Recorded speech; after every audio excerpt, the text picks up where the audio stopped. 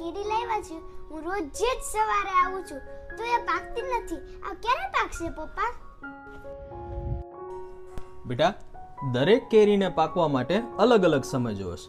તું જોવસ ને, આ જે નાની નાની કેરીઓ છે ને એવું વહેલી પાકી જાય, પણ જે મોટી કેરીઓ છે એને પાકતા ચોક્કસ સમય લાગે.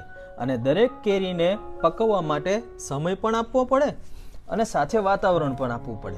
જો આ સમય ને વાતાવરણ આપીએ તો આ કેરી આપણને ચોક્કસ મીઠું ફળ આપે અને એની મીઠાશ તો જ આપણે ભરપૂર રીતે માણી શકીએ. આપણા ઇન્વેસ્ટમેન્ટનું પણ કંઈક આ કેરી જેવું જ છે. જેમ કેરીને પાકવા માટે ચોક્કસ વાતાવરણ અને સમય આપવો પડે, એ જ પ્રમાણે ઇન્વેસ્ટમેન્ટને પણ પાકવા માટે ચોક્કસ સમય અને વાતાવરણની જરૂર પડે.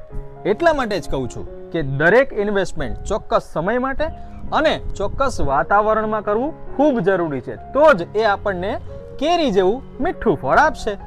એટલા માટે જ તમારા ઇન્વેસ્ટમેન્ટને શરૂ કરતા પહેલા ગોલ પ્લાનિંગ ચોક્કસ કરો અને એ ગોલને આધારે તમારા ઇન્વેસ્ટમેન્ટને ચોક્કસ વાતાવરણ પૂરું પાડો. સંપદ ફિનસફ, સહી સુનો, સહી ચુનો.